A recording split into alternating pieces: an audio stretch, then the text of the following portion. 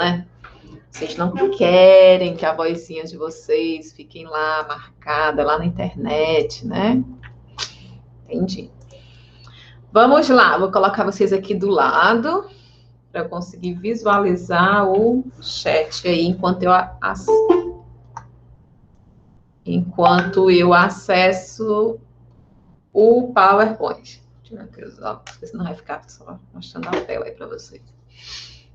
Bom, gente, boa noite pela 10ª vez. Vamos iniciar, né, aqui a nossa... Vamos dar andamento à disciplina de metodologia científica. Hoje nós vamos ver toda a unidade 1, do tema da pesquisa ao problema da pesquisa, a busca do saber como uma característica do ser humano. Na aula de sexta, a gente vai, então, ver toda a unidade 2. Na semana que vem, a gente encerra com a parte de citações e referências. Então, solicito atenção especial, tá? Nas unidades 2 e especialíssima na unidade 3, tá? Por quê? Porque esses são os conteúdos que vão ser imprescindíveis para o processo de escrita do paper, né? Até o final do nosso semestre, desse semestre, ok?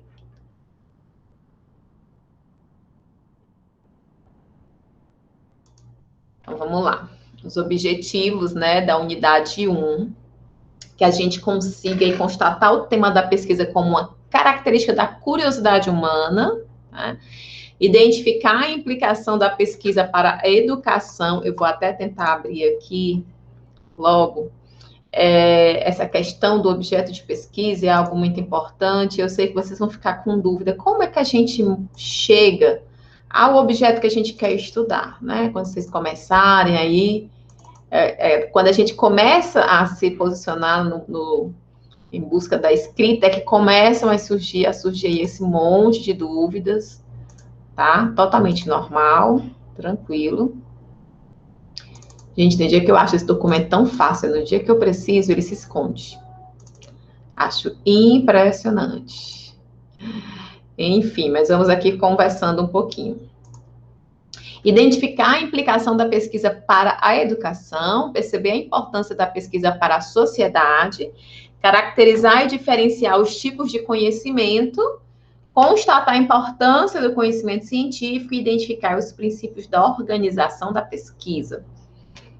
Então, no final, a gente vai ter até dicas de organização, de tempo, de tarefas, tá? Vou até apresentar, caso vocês não conheçam, um aplicativo, né, que eu utilizo para organizar o meu dia, as minhas tarefas, que é excelente, né? Quem não conhece, então pode utilizar aí, tanto para as atividades pessoais, acadêmicas, profissionais. Eu tenho um para cada um. Eu tenho um só para as coisas da Anhanguera, um só para as minhas coisas pessoais e um só para o Instituto. Então, eu fico gerindo eles para que eu não me perca nas minhas atividades, né? No que eu preciso fazer. Então, vai ser hoje bem diversificada essa nossa aula. Eu começo apresentando essa imagem, né? Para mim, muito significativa. E é preciso que a gente inicie a aula de hoje com essa ideia, né? A pesquisa, ela está relacionada a essas 3 figuras, né? Sendo aí uma evolução. Você inicia, tá? Nessa primeira figura, com um ponto de interrogação bem grande aí, na cabeça deste ser humano, que representa aí todos nós, né? Em seguida, né, essa pergunta nos leva aí a buscar respostas, né, a partir aí de fazer funcionar as engrenagens da nossa mente, afinal somos o único ser vivo, né, sobre esta terra que tem essa capacidade, até que finalmente a gente consegue finalizar e fechar uma ideia, e aquela pergunta encontra aí, então, a sua resposta, você. Então, gente, isso daqui é essencial para que vocês tenham a primeira coisa em mente aqui: pesquisa é algo natural do ser humano. É inerente ao ser humano, não há como. Mesmo quando a gente pensa que não, né? Nós estamos fazendo, sim, um pouco de pesquisa e vocês vão ver como isso tem transformado o mundo no que ele é hoje, tá? Então, fiquem aí refletindo sobre essa imagem. Vamos iniciar, então, tópico 1, vai tratar aí do tema da pesquisa ao problema da pesquisa, né? A busca do saber como uma característica do ser humano. Então, o livro de vocês começa falando aí sobre essa busca da realização do homem no mundo, né? Ele afirma que, para Aristóteles, né, o fim último do homem, o que é que ele busca? Felicidade. E é fato, então, que o homem buscou ao longo de todos os tempos, né, até agora, se desenvolver mais, né? Ele sempre buscou, então, conhecer mais, viver mais, suplantar, né, conseguir superar as suas fragilidades, suas dificuldades e as suas limitações diante de um mundo que lhe era estranho. Então, se a gente for parar um pouco para avaliar a questão da evolução humana, né, é incrível, né? Eu acho lindo, belíssimo, a gente observar, né, o quanto nós fomos capazes de criar, de modificar o ambiente e a nós mesmos, né? Enquanto seres. Tanto por mudanças, ações nossas, como também a natureza, né? Ela faz essa parte de evolução, que é algo lindo de se ver, de se perceber, tá? Ele vai trazer lá que para os gregos, por exemplo, né? O ideal do homem integral, ele move aí, né, a busca de realização. Então, esse homem integral aí, que é o ideal do sábio, do filósofo, é o princípio grego aí chamado da paideia, tá? Então, um ser humano completo e sadio, tanto de corpo como de mente. Já na Idade Média, a gente tem uma ideia de realização que está mais linkada, mais ligada com a concepção cristã. A gente sabe que a Idade Média ela tem muito essa característica, né, da presença do cristianismo, da influência dele, né? Então, não poderia ser diferente durante esse período. Essa ideia de realização do homem vai estar, então, ligada a essa concepção cristã de mundo que rege esse período, ok? Isso aqui tentando imaginar como dá, então, né, para a evolução do homem em busca dessa realização. Na modernidade, a gente encontra aí a noção de realização e felicidade já aliada à ideia da ciência e da técnica. O homem moderno, então, começa a apostar em um projeto existencial em que, pela ciência e também pela técnica, ele conseguiria explicar o mundo, transformá-lo e levá-lo, então, consequentemente, à felicidade, tá? Na contemporaneidade, nos dias de hoje, nós encontramos um ser humano descrente, tá? Tanto os ideais religiosos como os científicos, eles são questionados, né? Os ideais de felicidade e realização modernos, né? Eles não se concretizam. E aí encontramos, após toda essa caminhada, né? Do homem na busca do saber, um ser humano desconfiado e cansado, tá? Podemos falar, de certo modo, de que um ser humano preocupado com seus limites e com os rumos em que vem vivendo.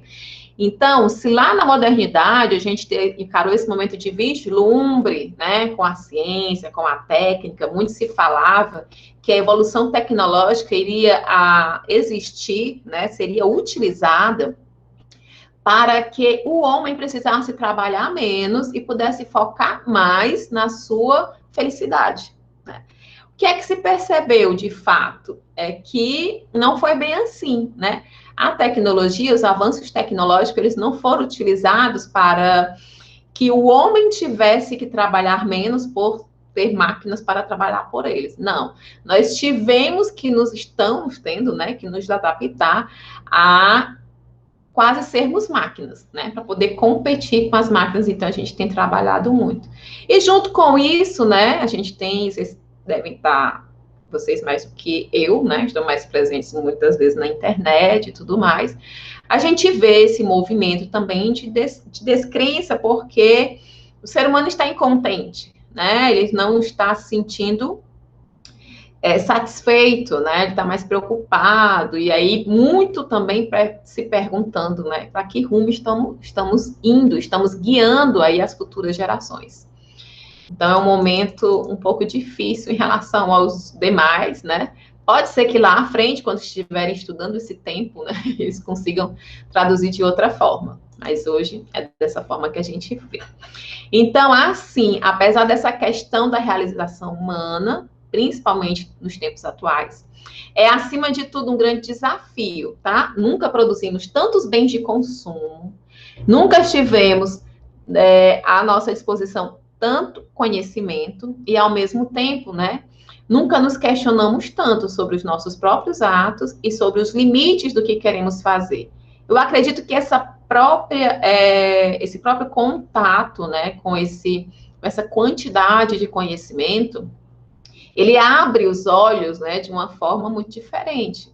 E quando você começa a ver além das aparências, né, quando você coloca as lentes de ver mesmo, você começa a enxergar o mundo com lentes diferentes, né? Então, acho que por isso também vem essa sensação aí de descontentamento, né? Por conta que também a gente nunca teve tanto acesso à informação, embora muitos, a gente vai ver aqui, ainda não façam uso ou bom uso dela, tá? Gente, se vocês quiserem dar contribuições, nem que seja com mensagens aqui, tá? Só para eu saber se vocês estão vivos, podem ficar à vontade. Então, gente, vamos falar um pouquinho sobre o que eles chamam aí de a condição vertical do homem sobre o mundo, né? Elaborada, então, aí uma teoria de que o homem, né, em relação ao mundo, ele tem essa posição vertical. Ele começa aí trazendo que a condição do pensar, né, ele vai possibilitar ao homem a capacidade de ser consciente de si mesmo, também do mundo e da realidade em que vive. A gente sabe que isso é muito contemporâneo também, se a gente analisar, imagine aí no começo dos tempos, onde os humanos ainda não sabiam falar, se comunicar, né, de forma mais fluida. Até um tempo atrás, né, você imagina eles ouvindo um trovão, né, sem ter a mínima consciência do que era aquilo.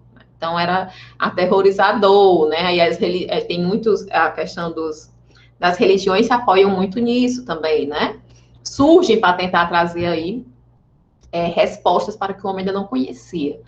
Mas, de qualquer forma, nós somos conhecidos, e é um fato, né, por sermos aí seres capazes de ter consciência. A gente tem consciência de quem somos, né, do que estamos fazendo, do que sentimos, do mundo que nos rodeia, e também do que tudo que está envolvido aí nesse mundo, da realidade. Às vezes é uma visão um pouco distorcida, mas a gente tem essa capacidade. Então, os animais, normalmente, eles vão encontrar no seu ambiente, no seu habitat, o que é o seu ambiente natural. Então, de alguma forma, eles vão agir sobre esse ambiente de uma forma imediata, instintiva, ou seja, sem refletir, né? E eles não vão ultrapassar esse limite. Então, os demais animais, eles funcionam assim.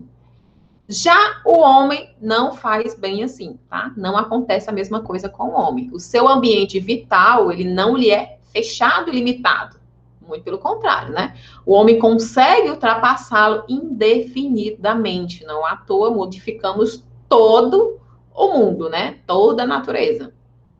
Então, assim, embora seja o homem, por um lado, contingente e finito, ele vai chamar então de horizontal, ou seja, estamos todos ali, vamos dizer assim, no mesmo patamar dos outros, né, do ponto de vista biológico e material. Por outro lado, como somos capazes de elevar, né, nosso pensamento à realidade em um outro plano, é o que ele vai chamar aí de um plano vertical, porque o ser humano, ele consegue ter esta visão de cima, né, uma visão mais ampla, que não é dada, né? Não é dada não existe, na verdade, essa capacidade pelos outros animais, tá? Então, quando se fala, então, dessa condição vertical, é nesse olhar de poder modificar, de que não existe limites. Então, é a razão e a capacidade de pensar que permitem ao homem condição de possibilidade de abstrair o mundo e se colocar aí como um ser acima do mundo, né? Que pensa o mundo, que é ser vertical, então. Certo? Compreendido o que é o ser vertical, gente? Tá bem resumido aqui, né? Colocar-se como ser acima do mundo, porque ele consegue pensar o mundo, consegue modificá-lo. Como projeto de existência, né? E estamos aí em contínua construção, então continuamente a gente dialoga e aprende com o mundo, tá? E aí é importante vocês perceberem a diferença, né, em que nós aprendemos e apreendemos o mundo, tá? Então, dessa forma, a gente capta, né, a realidade. Mas o fato interessantíssimo, que vocês precisam ter consciência, eu acho que é um dos primeiros fatos que a gente tem que internalizar, né, é que nós não conseguimos ver toda a realidade. Então, nós não somos nunca os donos da verdade. Sempre há algo a aprender, tá? Então, esse aí eu sempre enxergo como um passo fundamental, tanto para a formação pessoal, ética, né, comportamental, nas relações de cada um de vocês, como principalmente nas relações profissionais, tá? Então, é preciso ter consciência, né, que nós captamos sim a realidade, temos essa capacidade, mas nós não temos a capacidade de captar toda a realidade. Sempre nos foge aí alguma coisa. Então, a nossa capacidade, né, ela sempre será parcial sobre a realidade, porque a gente não consegue enxergar o todo. E o mundo que nos aparece será sempre uma versão do mundo. Então, aí sempre parcial e limitado. É importante, gente, acho que eu devo ter falado isso com vocês na disciplina de psicologia organizacional, mas a visão que temos de mundo, ela é diferente para cada um, né? Porque nós não enxergamos o mundo como ele realmente é. Nós enxergamos o mundo como a nossa mente aprendeu a interpretá-la.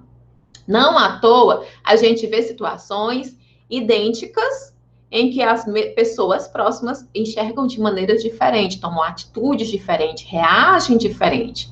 Porque cada uma tem uma forma de ver o mundo, tá? Que é diferente. Então, o mundo que nos aparece será sempre uma versão. E uma versão de individual, né? No sentido de que cada um vai ter um pouco personalizado aí dessa versão. E aí eu trouxe aqui uma imagem bem legal, vocês já devem ter visto por aí. Essa imagem aí do príncipe William, que fez, quando tiraram a foto da lateral, né, a foto de cima, da aparência que ele está fazendo um gesto que para nós, né, é conhecido como gesto obsceno.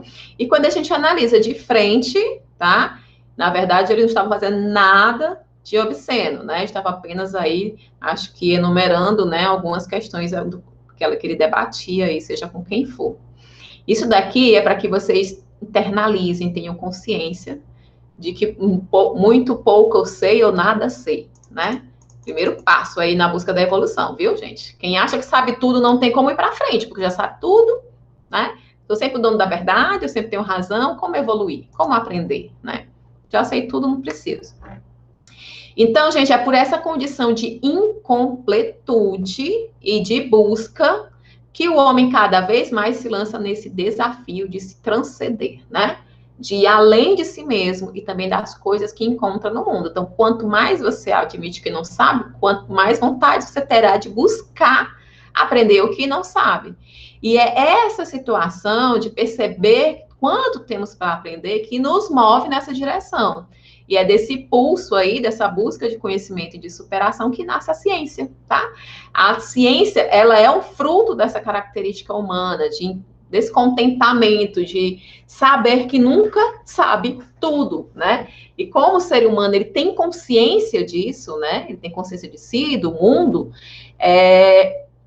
muitos se lançam aí ao mundo da pesquisa com o quê? Com uma busca de tentar responder algumas questões, né, que são importantes. Então, essa inquietação, ela é essencial para toda a evolução que a gente teve até agora, né? Não fosse isso, nós estaríamos ainda como surgimos lá atrás, né? Sem falar, só vivendo da caça, tentando apenas sobreviver, né? E hoje nós, felizmente ou infelizmente, acho que está mais para o infelizmente, conseguimos, de certa forma, domar o ambiente que a gente vive, né? Então, gente, fica aí o tópico 1 encerrado, né? Para Aristóteles, a felicidade e a realização são as metas últimas do homem, é o que ele procura como base. O homem é essencialmente um ser voltado para a felicidade e a realização, que é o resumo dali de cima. E o homem é um ser vertical, né, que sempre se supera diante do mundo, da realidade.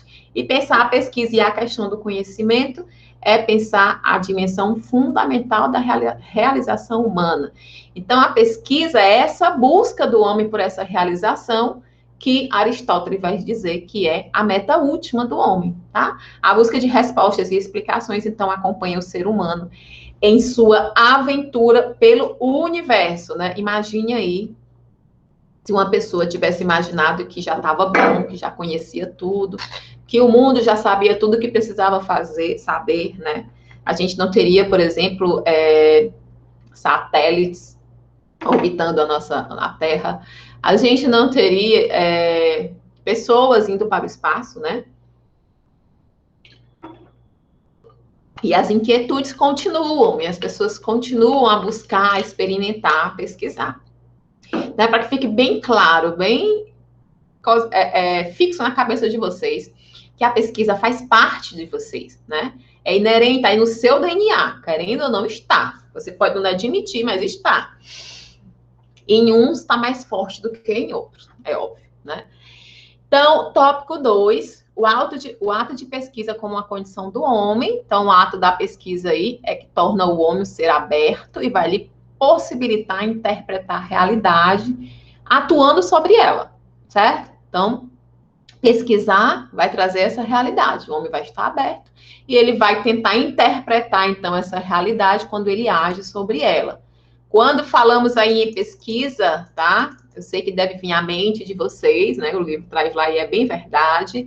Essa noção comum de pesquisa como algo que esteja ligado diretamente, né? À questão das ciências experimentais. Você deve estar imaginando aí. Então, aquelas pessoas de jaleco, aí tem aquele monte de equipamento, microscópio, né? Aqueles reagentes, vidrarias e tudo mais. Mas vai além disso, tá? Essa visão de pesquisa como algo restrito a cientistas especialistas de laboratórios, ela é própria de uma visão construída, né? É algo... Vocês não têm essa visão à toa, né? Foi construído dentro da modernidade.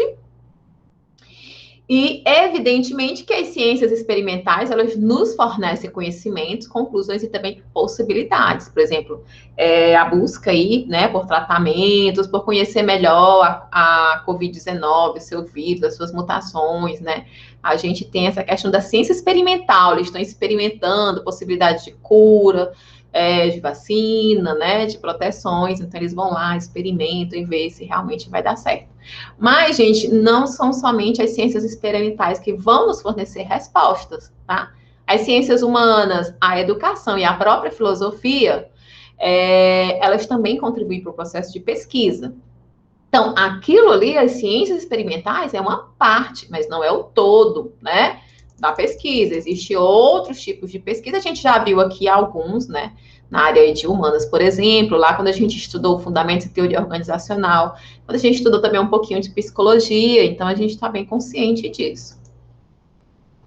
Então, é necessário que se compreenda a importância da pesquisa na educação e de que o professor também é um cientista, por que não, né?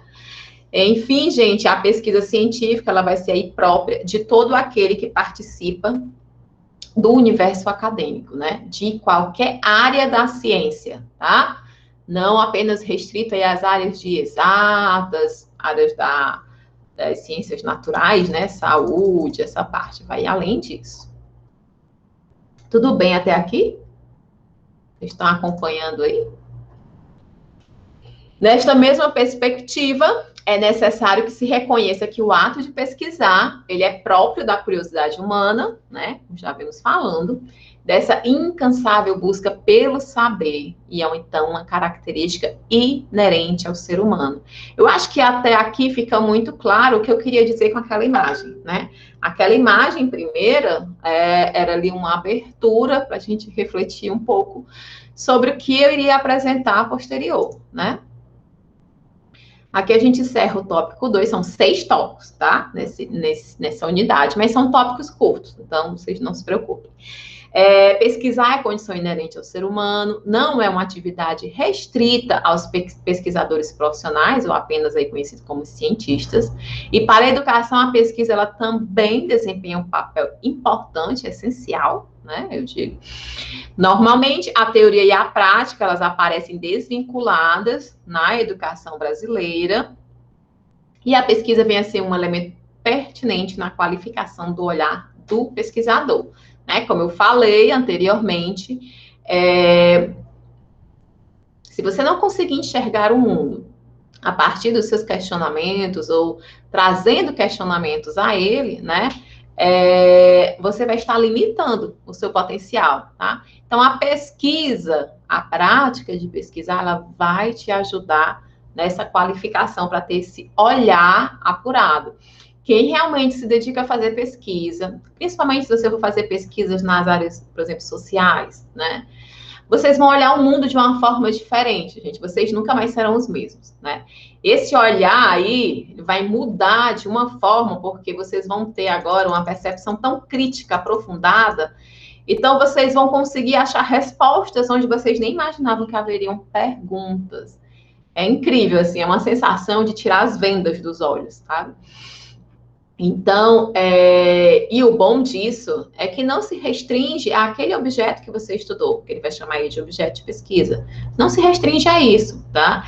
No momento que você começa a trabalhar esse olhar crítico, aprofundado, de curiosidade, de não aceitar tudo que é apresentado de primeira, porque você consegue ter essa percepção que, às vezes, há possibilidade de se aprofundar. Vamos ver o que tem mais por baixo. Não é bem assim. Quando você começa a treinar esse olhar, isso te modifica como pessoa, isso te modifica como profissional. Você vai ser um profissional que vai muito além, certo? Do que outros que ficam sempre ali naquele mesmo quadradinho, fazendo sempre a mesma coisa.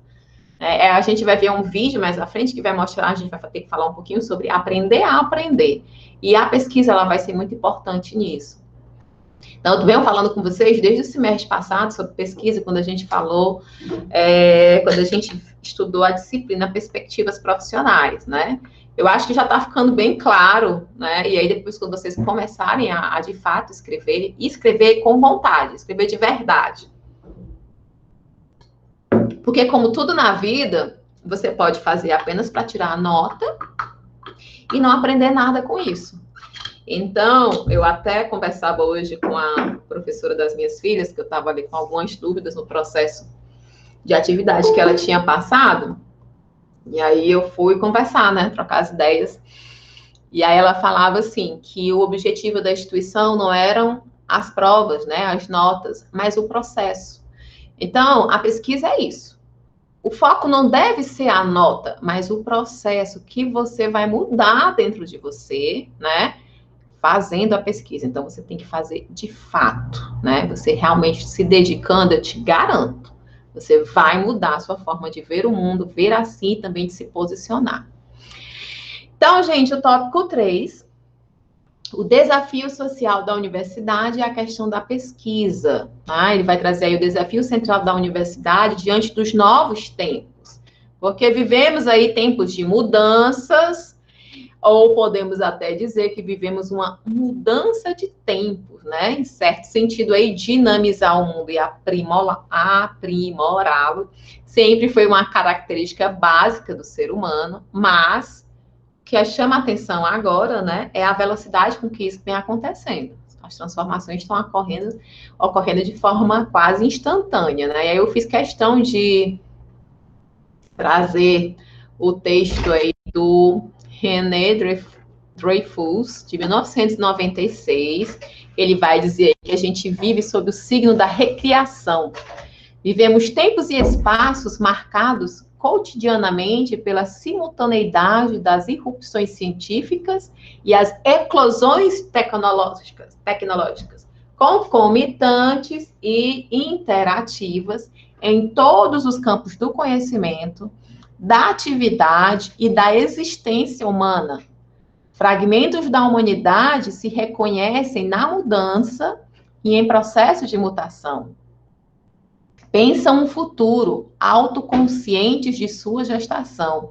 Durante séculos ou milênios, o esforço criativo se concentrou na complementação e ampliação da capacidade manual e locomotiva do ser humano, além de buscar reprodução, aumento e substituição, em forma aí, por exemplo, das máquinas, né?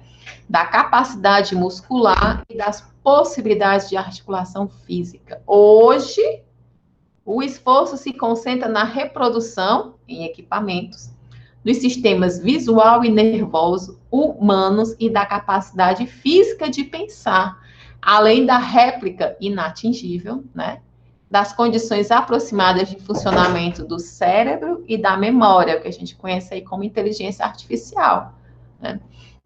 Então, eu achei muito, muito impactante, né, esse trecho aí, e trouxe aqui todos, depois vocês leiam com calma, reflitam, tá? Mas achei muito, muito apaixonante, né?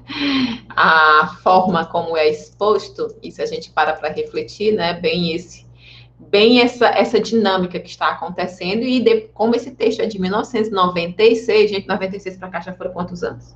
24, né? 24 aninhos, né? Acredito que ele já deve ter, se ele ainda estiver vivo, né? Deve ter reescrito aí esse texto. Então, o nosso tempo é marcado aí, sobretudo, por esses grandes desafios e contradições. Enquanto, por um lado, nós temos aí, infelizmente, né, e muito forte o desafio social, a questão da distribuição das riquezas, onde a gente está vendo um aprofundamento das desigualdades sociais, né? Os ricos estão ficando cada vez mais ricos e os pobres cada vez mais pobres. Não à toa você está vendo aí direto notícias de que o dono da Amazon só durante a pandemia, sei lá, foi tantos bilhões de dólares mais rico, enquanto milhões de pessoas ficaram mais pobres. Então, é um mundo muito desigual. Por outro lado, a gente tem acesso à tecnologia, o que a gente pode considerar aí um acesso à modernidade, né? E também temos as questões ambientais. E dentro dessas questões ambientais, a gente tem aí como marcante as questões climáticas. Então, são muitos desafios que estão acontecendo. A gente tem que lidar com esse acesso à tecnologia, toda essa questão social que precisa de atenção, tá? E também dessa questão ambiental. Então, a gente está vivendo uma confusão, né? Tamanha, são muitas questões aí que precisam de quê? De estudos, precisam de pesquisas, precisam de quê? De respostas para que a gente consiga superar esses desafios. Então, temos, por outro lado, também um conjunto de possibilidades éticas e humanas que nos dá aí grandes chances da gente conseguir transpor e solucionar parte desses problemas. Lembrando que esse acesso à tecnologia, tá, é num sentido de que dependemos muito da tecnologia, hoje no estudo EAD, não só para vocês, mas para todo o mundo, né, que está nessa situação, a gente tem percebido que muitos ainda não têm acesso a essa tecnologia, né? Eu vejo aqui, alguns de vocês só têm como instrumento para estudo, né, tecnológico no momento um celular, né? Que não seria a melhor opção, né? A opção seria um computador, que vocês vão ter que escrever um artigo, como fazer isso a partir de um celular, né? Então, são desafios que a gente vai ter que encontrar uma forma de transpor para que a gente consiga evoluir. Então, é um momento de muita evolução, mas também ainda de muitos desafios, né? A superar. É nesse sentido, então, que é crucial o papel das universidades, tá? Estas como um centro de reelaboração do saber. Essas universidades, elas desempenham um papel central nessa questão. Exatamente, quando nos possibilitam abrir novos horizontes e novas possibilidades. Então, as universidades como os centros, não apenas de repasse, mas também de reelaboração do saber. Elas nos ajudam a repensar a realidade. Não à toa, né? Não que seja prioritário, só aconteça dentro das universidades, mas as universidades, elas têm esse tripé, né, de ensino, pesquisa e extensão, E a pesquisa é muito forte, né, dentro das universidades, e elas vão ajudar, então, a superar essas realidades. A gente tem vários exemplos, né? Inclusive, agora, durante a pandemia, e desenvolveram respiradores mais baratos, tecnologia mais acessível, testes mais rápidos, além dos tratamentos e tudo mais. E outras, né? Teve uma explosão, onde foi, gente? No Líbano, né? E a UFC encaminhou aí, então, pele da tilápia, né, que está sendo, foi a parte de pesquisa que eles desenvolveram, a utilização, uma técnica para utilizar a pele da tilápia como uma forma de cicatrização de queimaduras, de queimados. Então, esse papel das universidades, ele é muito importante para a sociedade, né? Porque não é só repassar saber, é um local de criar saberes, né?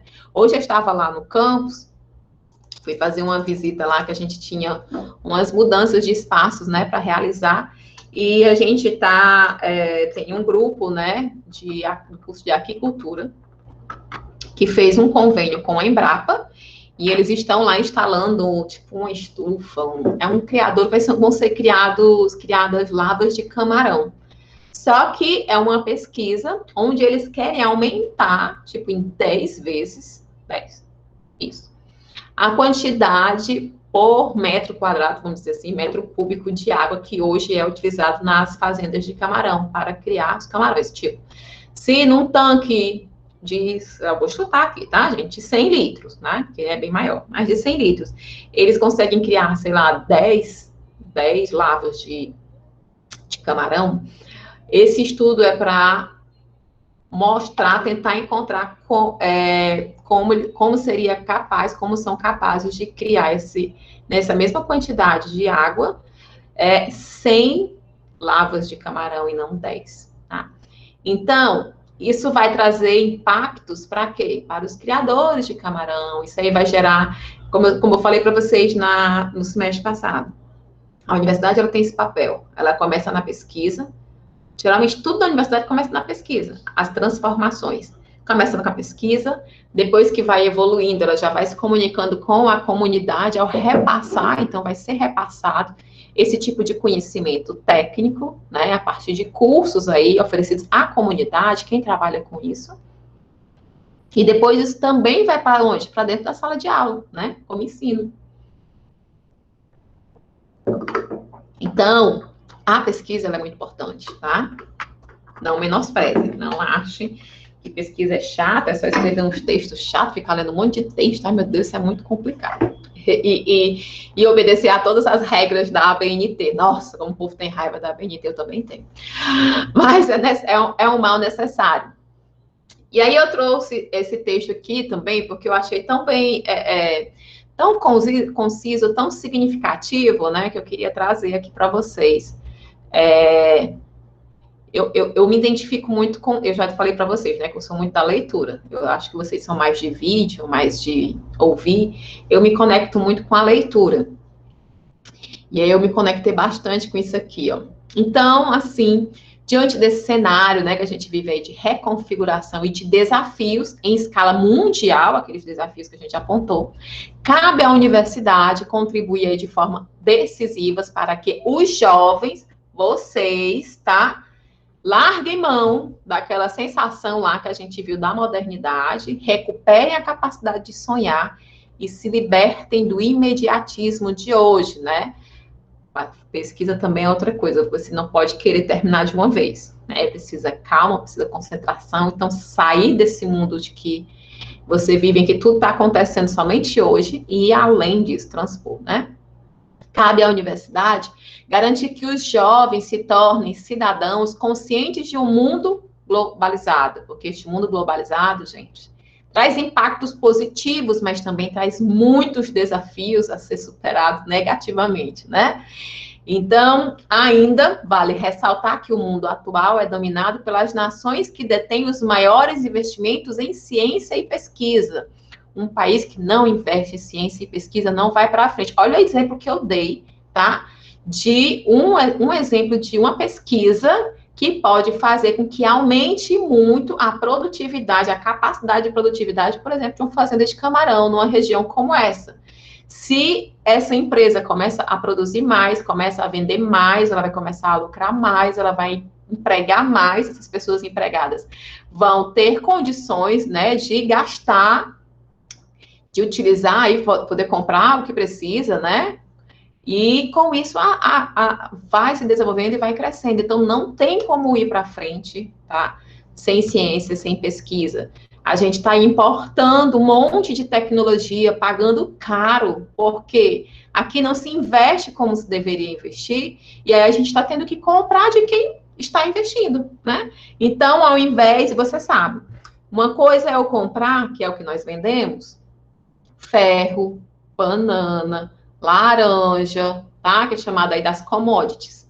Eles são matéria-prima. Outra coisa é você comprar um bem, né? Já trabalhado, né? Já com valor agregado.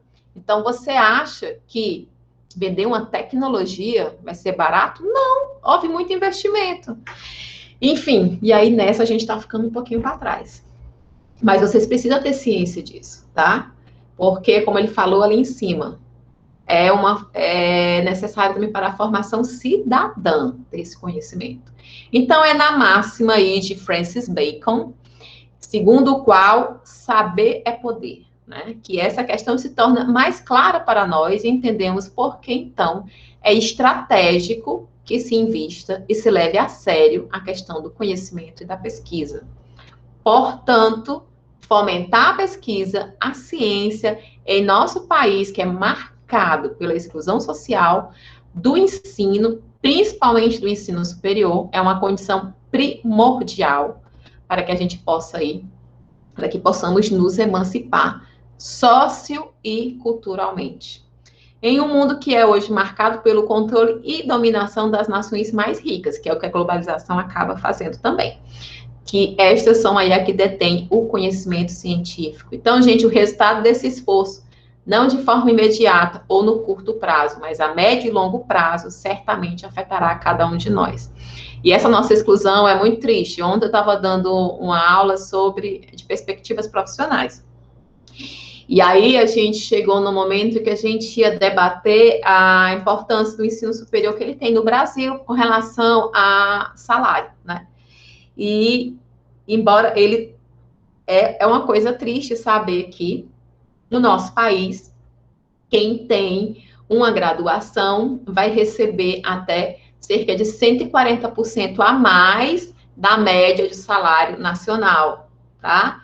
Quem tem um mestrado ou doutorado até 340% a mais dessa média. Mas por que isso acontece? Acontece porque ainda é um público, né, um profissional escasso, ou que é somente cerca aí de 15 a 16% dos jovens entre 25 e 34 anos, eles vão para a universidade, né? Então, é muito difícil ainda, inclusive, as pessoas conseguirem finalizar o ensino médio. Então, o nosso país, ele não tem só somente exclusão social. A exclusão social acontece também porque há essa exclusão do ensino, tá? Principalmente do ensino superior. Então, gente, passado esse momento aqui de emoção, já estava quase aqui chorando, não gosto de falar dessas coisas, são necessárias. Deixa eu mostrar para vocês um vídeo bem legalzinho. Vocês estão vivos aí ainda? Vão assistir vídeo? Não vão dormir não, né? Deixa eu ver aqui, a dona Turmerada. É um videozinho sobre aprender a aprender. Por quê? A questão da pesquisa, como eu falei, ela traz esse olhar crítico, vai te trazer, sabe o quê? Independência. Porque você não vai olhar mais da mesma forma e você vai conseguir enxergar os meandros das situações. E assim você aprendeu a aprender. Eu não preciso mais estar te ensinando que você tem que se aprofundar em cada assunto. O que é que você... Não, você já aprendeu que deve ir além, né? Você já aprendeu que existem outras formas. Então, esse vídeo, ele é bem legalzinho, é sobre isso, é sobre aprender a aprender. Deixa eu abrir aqui e vou compartilhar com os senhores e as senhoras. Deixa eu... Opa, dei pausa aqui. Agora eu tenho que vir aqui para a apresentação. Tá viva, ó, pelo menos 3 aqui me disseram que estão vivas. Luciana. Monteiro Gabriel. Gabriel é o nome?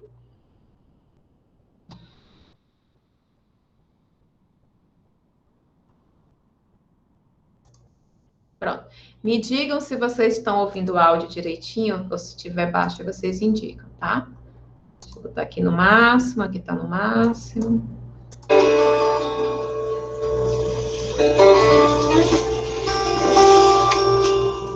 A imagem é um pouco ruinzinha, mas dá para ver aí direitinho.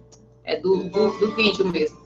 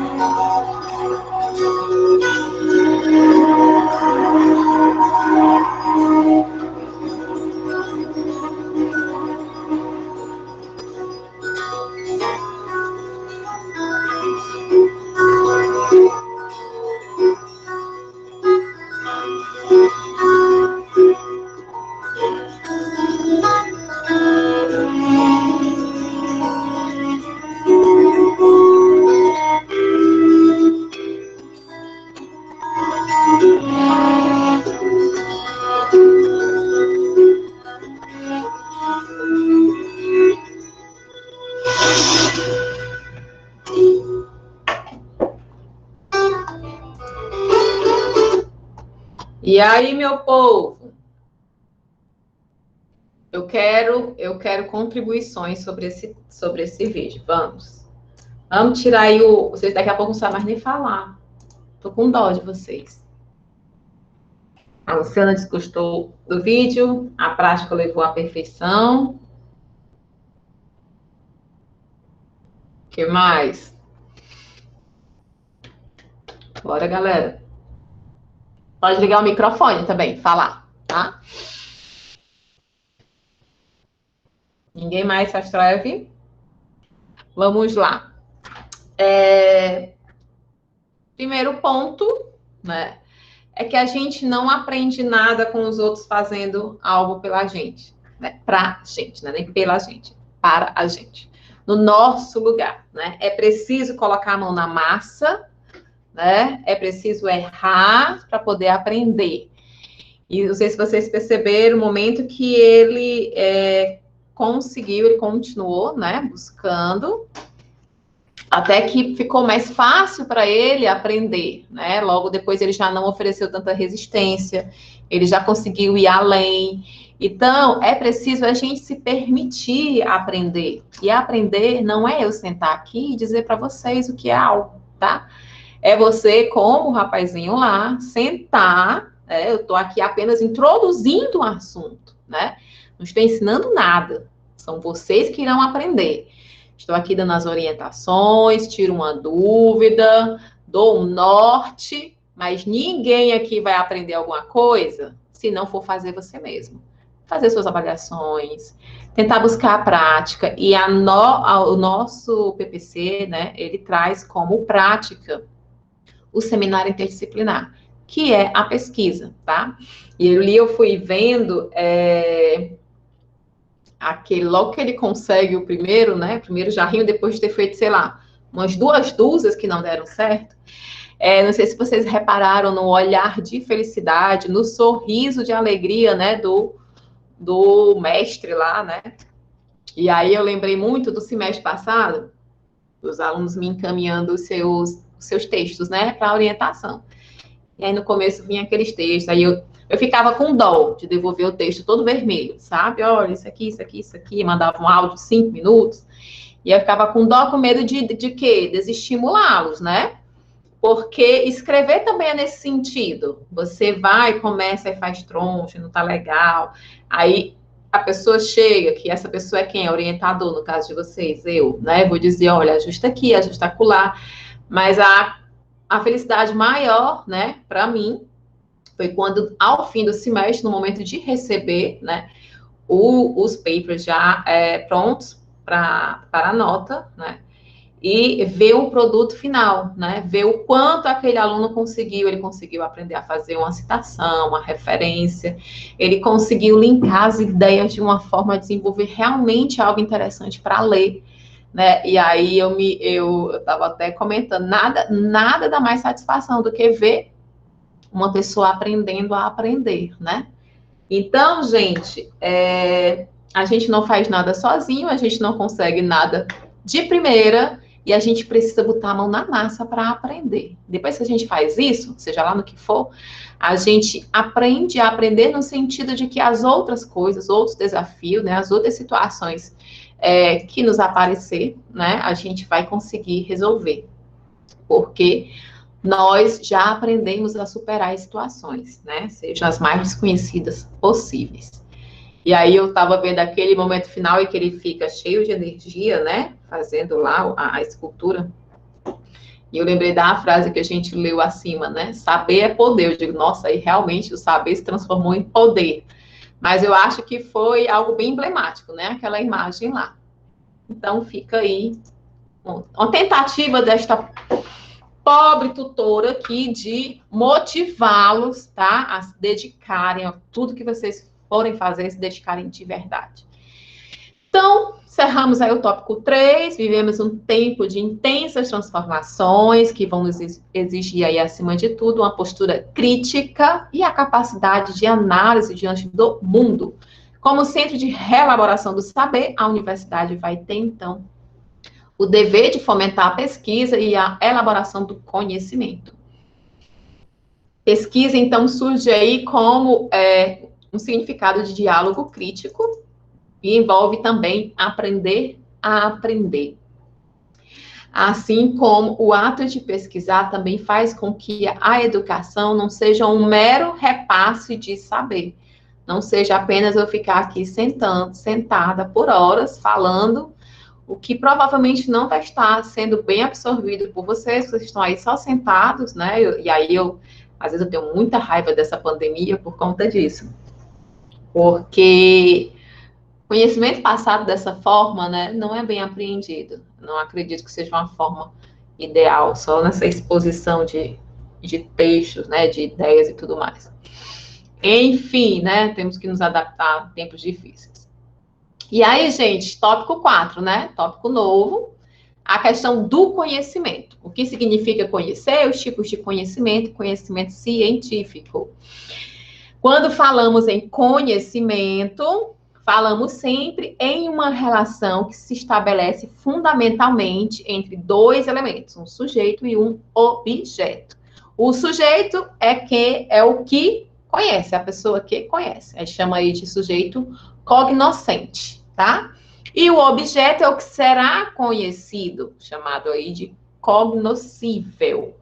Então, há essa relação aí entre sujeito e objeto. Quanto mais complexo for o objeto de estudo, mais o sujeito que está estudando terá dificuldade em interpretá-lo. É por isso também, quando vocês vão ver mais abaixo, quando a gente fala em pesquisa, a gente tem que buscar algo qual a gente se identifique, porque muitas vezes o objeto se demonstra aí, né, um pouco complexo, e a gente vai ter que dedicar, então, do sujeito aí um pouco mais de estudo. Aí eles vão trazer lá uma denominação, ginociologia. Eles vão falar que é a parte da filosofia que estuda o conhecimento humano.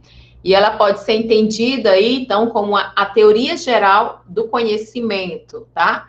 Nessa teoria, há uma reflexão sobre a concordância do pensamento entre sujeito e objeto, essa concordância. O objetivo, né, é refletir sobre a origem, a essência e limites do conhecimento. Aí, como um ato cognitivo, né, como uma ação de conhecer. Então, essa ginociologia, ela traz essa reflexão do ato, a respeito do ato cognitivo, tá? Guarda isso daí. Porque existe uma outra palavrinha aí, que é a epistemologia, muito conhecida na pesquisa, né? Quem faz pesquisa. A epistemologia, ela é também uma teoria do conhecimento, mas ela distingue-se da ginociologia por ela estar associada ao conhecimento científico, que chama aí de episteme, tá? Então, vocês viram lá que já na ginociologia era o ato de conhecer em si, tá? Enquanto que a epistemologia está associada ao conhecimento científico, né? Ou seja, as pesquisas científicas e todos os princípios, leis e também as hipóteses relacionadas aí com a pesquisa. Tá? Então, a diferença aí entre os dois. Prestem atenção, porque parte desses dois textos aqui não estão no livro, tá? Vou buscar fora para vocês. E o que significa conhecer, né? Nunca tivemos tanta informação produzida e veiculada instantaneamente pelo mundo, nunca, né? Nunca tivemos tanta informação e também, de certa maneira, nunca tivemos tanto acesso à informação como temos agora. Não sei se vocês já viram um vídeo muito legal. É um videozinho quase de passagem de fotos, onde eles pegam uma mesa, tipo de escritório, aí colocam uma máquina de escrever, calculadora, calendário, agenda, um monte de coisa, TV, e aí depois eles vão colocando tudo dentro disso aqui, ó, dentro de um celular, né? Então, hoje, na palma da mão, nós carregamos o mundo, né? E podemos resolver a nossa vida de muitas formas por esse pequeno aparelho celular. Eu morro de medo de perder o celular, porque tá a minha vida aí dentro, né? E por isso também que eu morro de raiva quando eu tenho que trocar de celular, porque eu tenho que transportar minha vida para outro equipamento, aprender a usar, então complica. Então, gente, vale dizer também que vivemos aí na era da simultaneidade e da instantaneidade, né? Tudo acontece, a gente vai acompanhando de forma instantânea e simultaneamente. Temos, então, o acúmulo de informações, mas o que é que se observa? Que muitas vezes nos falta o quê? Conhecimento. Então, a gente vem acumulando informações sobre todas as coisas, né? É o que a gente chama até de cultura inútil, né? Sobre várias coisas, mas não estamos refletindo sobre elas, né? Então, podemos dizer aí que estamos muito informados, mas, ao mesmo tempo, nós temos pouco conhecimento. Eu acho que isso aí é unanimidade, vocês também devem concordar. Tá? Então, ter acesso à informação não quer dizer ter acesso a conhecimento, tá bom? A informação a gente tem aí livre para qualquer um, mas nem todos conseguem transformar aquela informação em conhecimento. Vocês estão aqui para aprender a fazer isso, vocês vão estar à frente de muitos, basta querer. Nenhuma sociedade, aí eu trouxe essa frase do Bauman, que eu adoro, e eu coloquei essa frase na caneca que eu levei para distribuir para minha banca, né, na minha banca de qualificação. E eu queria deixar aí, por conta desse contexto que a gente falou agora. Nenhuma sociedade que esquece a arte de questionar pode esperar encontrar respostas para os problemas que a afligem. Então, a gente precisa questionar o que é que está acontecendo conosco, ao nosso redor, com a nossa família, com os nossos amigos, com a nossa escola, com a nossa universidade, o que é que está acontecendo com o mundo. Somente a partir desses questionamentos que a gente vai conseguir, né, mudar. É assim que vem e surge o feminismo, né, que tanto já conquistou para nós mulheres. É assim que surge aí o combate também à homofobia e toda a questão da violência contra a mulher, porque em algum momento alguém se questionou, né, que algo ali não estava certo, né, que merecíamos mais. E esse descontentamento que leva à busca, então, de soluções, de resoluções, de superação dessas situações. Há no conhecimento humano 2 sentidos básicos. O primeiro é o sentido ontológico, outra palavrinha aí conhecida. Isto é, o ser do homem descobre e desvela os entes. Ou então, gente, o homem sai de si para encontrar, então, o objeto do seu conhecimento. Ele vai além de si, né? Em busca aí desse conhecimento. A ontologia, ela trata, então, do ser enquanto ser. Isto é, do ser concebido como tendo, então, uma natureza comum, que é inerente a todos e que a cada um dos seres objetos de seu estudo. Então, essa questão daí da ontologia. E o segundo, né, o segundo sentido do conhecimento é o sentido ginociológico, que a gente já viu, que, por sua vez, ele vai se subdividir em outros 2 aspectos que convergem entre si, quais sejam a curiosidade de conhecer, sem nenhum outro interesse, então, às vezes, a gente só quer conhecer, e o conhecer objetivando uma prática, ou então satisfazer uma necessidade psicológica vital, né, que é inerente aí do homem, na esfera do conhecimento. Então, a gente tem esses 2 aspectos aí com relação ao sentido ginociológico do conhecimento. Curiosidade de conhecer e o conhecer objetivando uma prática. Essa curiosidade do conhecer, gente, eu não sei vocês, mas eu sou um bichinho que parece que é uma pulga, sabe? Nas 2 últimas semanas, né, tive situações como essas. Uma situação era para uma formação que a gente estava dando, era uma formação e uma reunião que a gente ia ter com todos grande parte dos servidores do campus, né? A respeito de orçamento, mas como a quantidade de matrículas impacta no orçamento. E é incrível. Aí juntou eu, a contadora, e o diretor do campus, para tentar desvendar esse negócio. Eu digo, não, eu quero mostrar como é que isso impacta, para a gente começar a mostrar como o número de matrículas é estratégico para a instituição. Isso é administração, tá, gente? Então, eu fiquei com esse negócio encasquetado. Aí eu fui conversar com o diretor. Eu digo, acho que tu já me falou alguma vez que tinha um documento, né? Eu tive uma reunião com outra pessoa E aí a gente ficou, e haja procurar nessa internet. Eu sei que a gente começou a procurar na segunda-feira, por volta de 13 horas, né, da tarde. 1 hora da tarde a gente começou. Eu só fui parar de pesquisar esse troço 9 horas da noite, quando eu encontrei sinalização de alguns documentos aí do CONIF, né? Fui dormir mais satisfeita, aí o meu chefe disse que tinha entrado em contato com outros departamentos lá na reitoria, outras pró-reitorias, iam mandar uns documentos, e aí depois você senta para ler esses documentos, você senta para entender. Aí marquei uma reunião com o meu chefe, a gente ficou, tipo, umas 4 horas em reunião para tentar entender. Aí eu chamei o Carlos André, que é meu marido, que é formado em matemática, tinha umas contas, vamos tentar botar na planilha para ver se fica mais fácil de compreender. Porque a base de cálculo é um negócio muito louco. Envolve tanta coisa, eu sei que a gente ficou, pronto, fechamos a apresentação, vai dar certo, vamos apresentar. E pronto, apresentamos, demonstramos, aprendemos muito. Nunca mais eu vou enxergar, né, a instituição e o orçamento que a gente recebe, que eu tenho que gerenciar e executar, né? Nunca mais eu vou enxergar da mesma maneira, porque hoje eu sei muito mais sobre ele, né?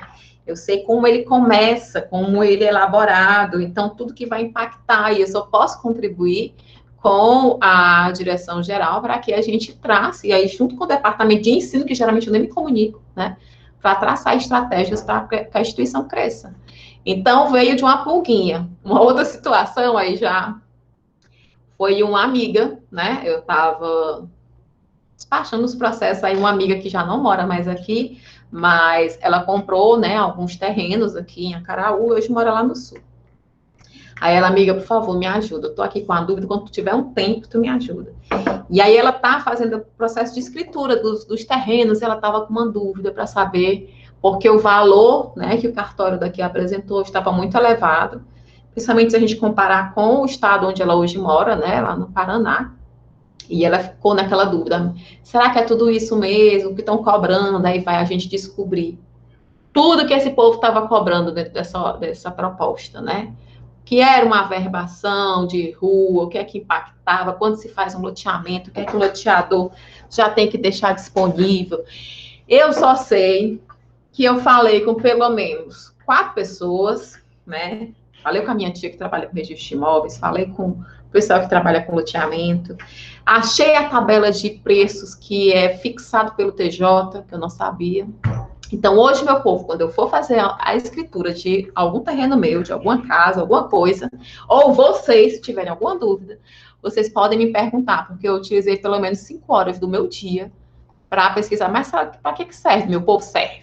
Pode ter certeza que um dia lá na frente eu vou utilizar isso. Então, só o fato de eu aprender, né? Isso é porque eu aprendi a aprender. Eu sei mais ou menos como buscar as fontes, quem eu devo perguntar, que eu devo perguntar mesmo. Então, eu queria deixar aqui minha contribuição para ver se esse bichinho que me pica de vez em sempre, se ele pica vocês também, tá? Deixa ele picar vocês aí e se transforme aí em seres curiosos. E não precisa, tá? Não precisa, porque eu vou virar nerd, Marcela. Eu não quero, né? Eu quero ir para os shows, para a night. Aí eu vou dizer uma frase das minhas filhas, tá? Aliás, de uma delas. Há umas 3 semanas, estava eu... Quem chegou aqui no começo estava vendo que eu estava ouvindo aí um forrozinho do Aviões das Antigas. E eu estava ouvindo um forró das Antigas lá, estava todo mundo na cozinha, ali cozinhando, aí eu, caramba, meu irmão, essa música, e olha, aí falei pro meu marido, cara, isso daí, a essa altura, eu tava lá não sei onde, com fulano, ciclano, beltrano, chegava em casa às 5 horas da manhã, e tal, e tal, e tal. Aí a minha filha olhou pra mim e disse assim, mãe, a senhora é muito estranha. Aí eu digo, por quê? Porque a senhora é geek e a senhora é farrista. Como é que é isso? Geek, né? Quem não tá aí familiarizado é o nerd de hoje em dia, porque aí já deram uma implementada, né? Não é mais nerd, é geek. Então dá para ser os dois, tá? Dá para curtir a vida, dá para ser nerd, dá para aproveitar o mundo do jeito que for. Voltando aqui ao assunto, que às vezes eu me perco, o nosso mundo, tá? Ele vai falar aí sobre o conhecimento e a questão da utilidade desse conhecimento. Então, a gente tem aí, meio que de uma forma predominante, hoje, né? Uma visão mais pragmatista. Pragmático, gente, está sempre ligado à prática, é uma pessoa prática. Não vou me enrolar, não, me diga logo o que tem que ser feito. É uma pessoa pragmática.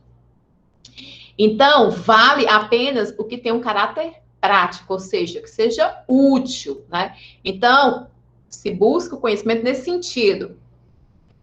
Nesse sentido, então, são 3 aspectos básicos da utilidade do conhecimento. Vamos lá. O conhecimento de si próprio, né? Conhecer a mim mesmo e do mundo. O conhecimento dos autênticos valores que determinam a vida, aí numa busca da verdade. E temos também o conhecimento da finalidade da existência, tá? O homem conhece, o homem não conhece só por conhecer, mas conhece para um determinado fim. Então, o conhecimento que permite vislumbrar o sentido último da vida humana é, sem dúvida, aí, o maior legado que esta faculdade pode dar ao homem, né? Faculdade aí como essa capacidade, não uma faculdade, um local de estudo. Como prêmio de sua incansável busca deste ideal supremo. Então, a gente tem, então, essas 3 utilidades aí do conhecimento. Mas o texto também traz aí um questionamento sobre o conhecimento e a questão da ação.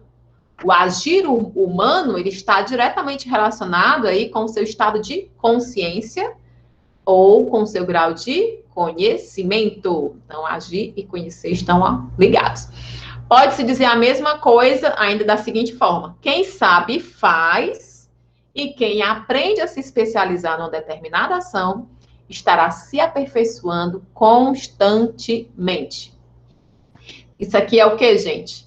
Quem sabe faz, e quem aprende a aprender estará sempre se aperfeiçoando, sempre evoluindo. E quem apenas aprendeu vai saber fazer, mas não vai sair dali, tá? É por isso que no mundo da tecnologia se faz necessário aprender a colocar os conhecimentos em prática, ao mesmo tempo em que se deve aprender a refletir sobre a prática, visando, então, um aperfeiçoamento constante. Não à toa, a nossa tecnologia tem evoluído tanto, né? Chegou ao ponto de a gente ter um smartphone. Gente, já era um absurdo, era assim, o must, que eu acho que vocês também não conhecem essa gíria, né? Era um must, tinha até um programa na TV Diário, eu acho. Era um programa da Night, de madrugada, né? Que era só aquele tipo de fofoca, Maurício Júnior, tá? Então, já era um must você ter um celular tijolão. E era um tijolão mesmo, tá? Fechava assim, era um tijolão assim. E ali você só fazia ligação, pouquíssimas pessoas tinham outro celular para você ligar, era muito cara a ligação, então praticamente era só para você exibir. E depois eles evoluíram e fizeram um Nokiazinho, com aquele lanterninha preta, que aquele não quebrava por nada, gente. A bateria durava, sei lá, tipo um mês. Podia tacar no chão aquele negócio, não quebrava. Isso daqui não é assim. E aí chegamos ao ponto disso daqui. Eu utilizo o meu celular aqui em cima do computador. Vocês veem que ele tem uma mãozinha, deixa eu ver isso daqui para vocês verem. Isso aqui dominou a nossa vida. Ó, meu celular, ele tem esse suportezinho, que eu coloco ele aqui em pé. Para que eu deixo ele aqui em pé? Vocês devem perceber que durante a semana é mais fácil conversar comigo pelo WhatsApp, porque eu fico com ele ligado no computador, porque eu não digo mais que é um instrumento de trabalho, é um instrumento de escravização do trabalho, né? Não se vive mais sem resolver aqui no Brasil essas questões de trabalho por aqui. Então, o que acontece? Eu comprei esse trocinho porque quando eu tô no web, né, na web usando o WhatsApp, ele sempre fica o celular desconectando, e aí eu tinha que toda hora estar caçando o celular, apertando, para conhecer a face, né, para ligar novamente. Agora não. Agora, meu filho, eu aperto o botão do lado, ele já olha para minha cara daí, e aí já reconhece. Então, gente, essas evoluções da tecnologia, elas só acontecem, não foi porque alguém que disse, eu vou desenvolver essa tecnologia e assim como ela está, tá bom. Não, vou desenvolver essa tecnologia, agora vamos ver aqui, refletir sobre o uso dela, como é que a gente pode aperfeiçoar? Por isso que elas têm se aperfeiçoado tanto, né? Tem evoluído tanto essa parte tecnológica. Então, lá em 1900 e bolinha, né? Quando a gente teve acesso a esse primeiro celular, e eu lembro a propaganda, de um meninozinho indo ao dentista quando eles começaram a colocar bina no celular. Não sei se vocês conhecem essa expressão, bina. É um identificador de chamadas, né? Porque isso não existia antes. E aí o meninozinho no dentista e conseguia identificar, nessa época eu só fazia ligação, né? Quem estava ligando. Então, a gente evoluiu demais, né? Eu que já tenho acompanhado, eu fico assim, besta. Isso só foi possível porque as pessoas que estão envolvidas com isso não apenas aprendem e fazem, como estão sempre se questionando como podem aperfeiçoar. Então, conhecer não é apenas estar informado de alguma coisa, mas, acima de tudo, aplicar na prática aquilo que se diz conhecimento. E esta é uma exigência da sociedade tecnológica. Saber fazer é o desafio que se apresenta na atualidade. Então, povo, desenvolvam isso daí, vamos ser curiosos. Então, tópico 4, finalizado. Conhecimento é sempre uma relação que se estabelece entre sujeito e objeto. A teoria do conhecimento é a área que estuda o conhecimento, suas questões básicas e mais profundas. Nunca produzimos tanto conhecimento como agora, mas também nunca tivemos tantas dúvidas como agora. O conhecimento é uma aspiração natural do homem, já falamos bastante sobre isso. O conhecimento, então, nasce da contemplação do homem sobre o mundo e ele é útil ao homem quando permite a ele construir-se como um ser pensante, né? Conhecendo mais o mundo e a realidade que o cerca. Eu uso tanto essa frase, geralmente eu uso essa frase quando meu marido vem querer botar rédea em mim, né? Eu digo, olha, você casou com um ser pensante, então aceite que dói menos. É o conhecimento que fundamenta as nossas ações. Tudo bem até aqui, gente? Meu povo, eu fico falando das minhas experiências pessoal, quando eu falo em sala de aula é uma coisa, mas quando eu falo, fica gravado, ainda vai para o YouTube, meu Deus, eu fico pensando. Porque depois que eu coloco no YouTube, não são só vocês que assistem, tá? Eu recebo e-mail informando as pessoas tão estranhas que se inscreveram no meu perfil. Depois que isso tudo passar, eu vou apagar tudo, tá? Vou limpar o meu passado aí, vou deixar. Porque eu estou me sentindo totalmente exposta. Gente, tópico 5. O tópico 5, eu trouxe apenas essa figura para representar o que é que ele quer dizer, tá?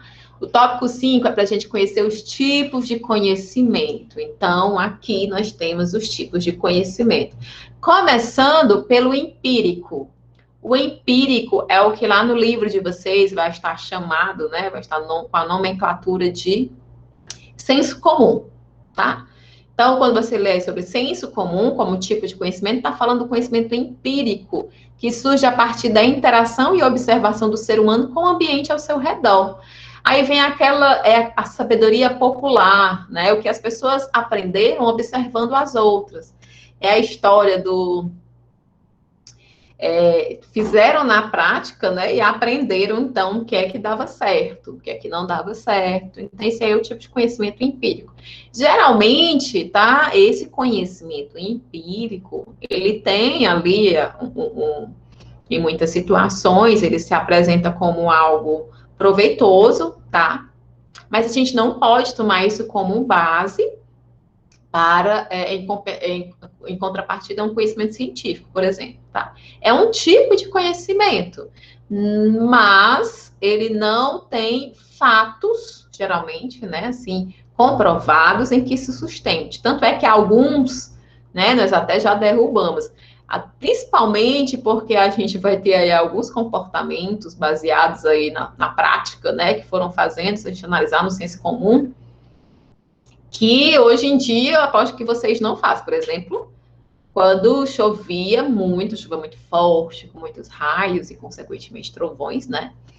A minha avó saía cobrindo todos os espelhos da casa. E não podia fazer um monte de coisa. Não pode, porque vai cair um raio, nós vamos todos morrer. Porque ela aprendeu da mãe dela, que aprendeu depois da mãe dela, e não havia muitos fatos científicos para desmistificar, então é um tipo de conhecimento, sim, que foi repassado por essa prática, né? Existem alguns que até têm um fundo aí de verdade, mas então, de fato em si, né? Mas então, lembre-se, o conhecimento empírico, ele vai estar ligado, então, a esse senso comum.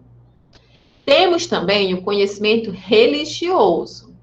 O religioso, ele é baseado na fé, tá? Acreditando que esta aí é uma verdade absoluta. Quando se fala em conhecimento religioso, vocês têm que lembrar de dogmas. Dogmas são aqueles que não podem ser mudados. É uma verdade absoluta. Se é uma verdade absoluta, eu não tenho como questionar, né? É absoluto. Não tenho como ir contra isso. Mais à frente no slide que traz o resumo do tópico, né? A gente vai ver mais algumas informações. O conhecimento filosófico é baseado, então, nas reflexões que o homem faz sobre todas as questões imateriais e subjetivas. Então, é sobre essa questão mesmo do estudo da filosofia, de estudar o homem por ele mesmo e toda a sua interação, tá? É o conhecimento filosófico, que é também um tipo de conhecimento. E, por fim, tá? O conhecimento científico. Esse vai utilizar a lógica e o pensamento crítico, e engloba, então, fatos que foram comprovados, tá, ok? Então, o empírico, ele não tem essa característica, o religioso também não, porque a base do religioso não é um fato comprovado, é uma fé. Inclusive, sem ela, não há como você acreditar na sua religião, você tem que crer que ela existe, né? Sem pedir fatos. Porque se você for analisar fatos, você vai deixar de acreditar. Eu tenho umas amigas que é tão engraçado, à medida que eu fui aprofundando os meus conhecimentos, eu fui questionando cada vez mais essas minhas crenças que vinham sem um fato, né, que justificasse. Eu fui percebendo de onde via, né, cada um desses senso comum que me foi apresentado, e cada uma desse conhecimento religioso, né, que eu fui criada numa família bem religiosa, e aí eu fui compreendendo de onde saiu, eu tenho muita curiosidade de saber de como as coisas, de onde vieram as coisas, né. E aí eu fui percebendo que não era bem o tipo de conhecimento que eu queria focar. E aí, às vezes, eu converso com uma amiga, e ela ainda é bem religiosa, e ela fala assim, ela diz, não, mulher, eu tenho as minhas dúvidas, mas eu não estou preparada para encará-las, né? Eu preciso disso. Eu digo, tá certo, tá errada não tá, né? Então, o conhecimento científico, muitas vezes, né, se você analisar também o filosófico, ele vai trazer esse lado mais crítico, mais observador e mais questionador. Enquanto que o empírico, ele traz uma sensação de conformismo, né? Assim, foi feito, é um senso comum que faz isso. Sempre foi assim, já ouviram isso? Sempre foi assim, né? E o religioso também não há como você questionar, tá? Esses dois aí são mais difíceis. O empírico a gente até consegue questionar porque a gente refuta com o científico, tá? Então vamos lá. Senso comum é o conhecimento espontâneo, adquirido no dia a dia. O conhecimento teológico é o conhecimento revelado por inspiração divina, então ele é dogmático, você não tem como refutar uma inspiração divina, né? O conhecimento filosófico, ele é racional, crítico e sistemático. É útil aí, pois torna-se o saber mais importante para fundamentar criticamente o ser humano. Quem já assistiu aí a série Merli, né? Muito interessante, Leonardo tá aqui, Leonardo assistiu. Leonardo tá com uma foto diferente. Ele vai trazer muitas reflexões interessantes. É tipo uma malhação, tá? Mas só que o foco é uma discussão filosófica. Bem interessante. E a ciência deriva do latim scientia, que significa tomar conhecimento, estar informado. Então, a ciência é um conhecimento também sistemático, que vai se dar aí pela leitura, reflexão e essa sistematização de como vai ser feito. Envolve, então, o conhecimento lógico, e a ciência influenciou profundamente o mundo em que vivemos, e é quase impossível vivermos sem os seus benefícios. Então, não adianta querer ficar com raiva da ciência, que a ciência é ruim, que a ciência é aquilo. Não vamos ser coerentes, né, meu povo? Vocês utilizam dela o dia todo, os benefícios que ela oferece. Finalizado o tópico 5, vamos para o último tópico da noite, o 6. E aí, última oportunidade. Alguma dúvida até agora? Algo a acrescentar, algo a questionar, algo a reclamar? Tá bom. Vamos lá. O tópico 6 já vai trazer um pouco, né, de dicas para que você se organize para fazer a sua pesquisa, tá? Então, planejando aí o seu espaço e o seu tempo acadêmico. Os estudantes de graduação, principalmente, né, muitas vezes sentem aí dificuldades ou mesmo têm problemas para encontrar o seu objeto de pesquisa. E aí era o que eu queria mostrar para vocês, né? Como é que é formado um objeto de pesquisa. Eu acho que esse é o momento ideal para mostrar para vocês, porque vocês irão, né, produzir esse semestre, né? E aí vocês vão ficar nessa dúvida. Como é? O que é um objeto de estudo, né, de pesquisa? Como é que a gente chega nele? Aí, deixa eu ver se eu localizo aqui. O que é que o meu é um pouco grandinho, mas é o único texto que eu tive contato até agora em que há uma descrição de como é que se chega, né, no objeto de estudo. Então, só um instante aqui, vou achar para mostrar depois para vocês. Pronto, achei. Vou deixar aqui aberto, depois eu mostro. Então, gente, alguns sintomas, tá? Então, já vão aí se acostumando com esses sintomas, porque vai acontecer com vocês. Quando vocês começarem a escrever, pesquisar. Preocupações exageradas. Nossa, tinha uma aluna bichinha que eu ficava com dó. Ai, Marcela, desculpa te perturbar. Eu digo, não, amiga, pode falar.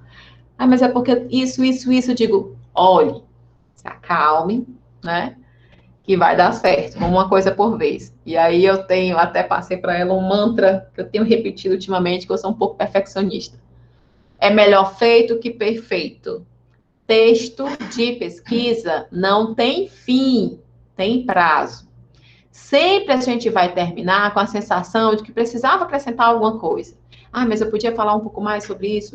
Sempre vai estar com essa sensação. Quem faz pesquisa e se dedica de verdade, né? Quem está fazendo só de qualquer jeito, vai sentir essa inquietação. Então, não se sintam angustiados por isso, tá? Fiquem calmos. No começo, a gente realmente tem muitas dúvidas.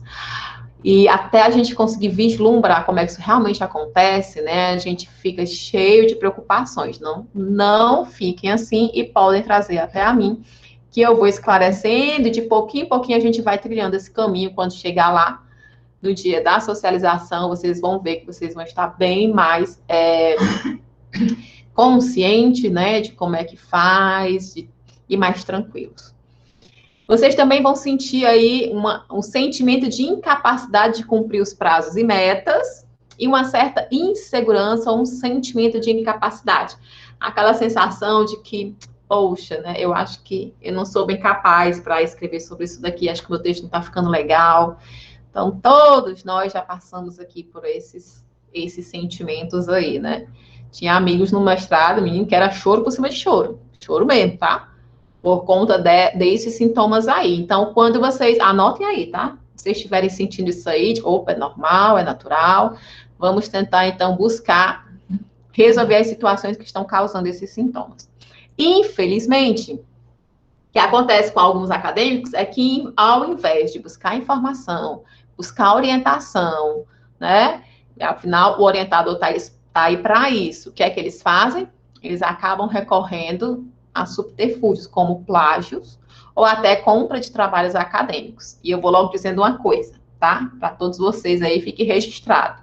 Hoje em dia, existem vários sites em que a gente pega o texto de vocês, lança lá dentro, e ele vai identificar se é produto de plágio, se vai identificar se é a citação de outros trabalhos. Então, a tecnologia avançou nesse nível, tá bom?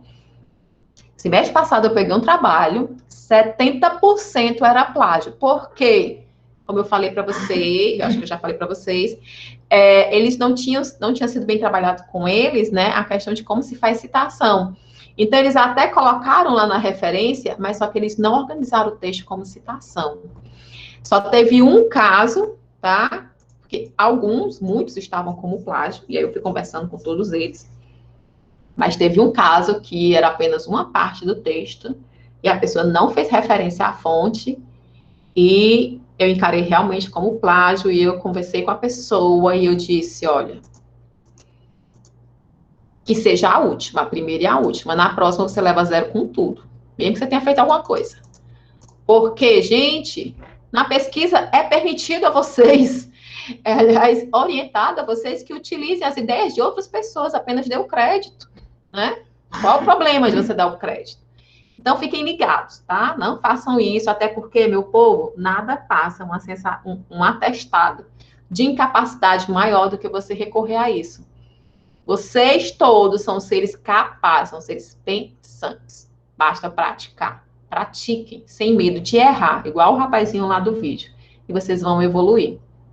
Não se diminuam. Não ache que não vai ter capacidade de escrever. É melhor você entregar o que você escreveu, mais ou menos, tá? Do que pegar um texto lindo e não ser seu. O que foi que você aprendeu com isso? Na próxima vez você vai escrever melhor, tá bom?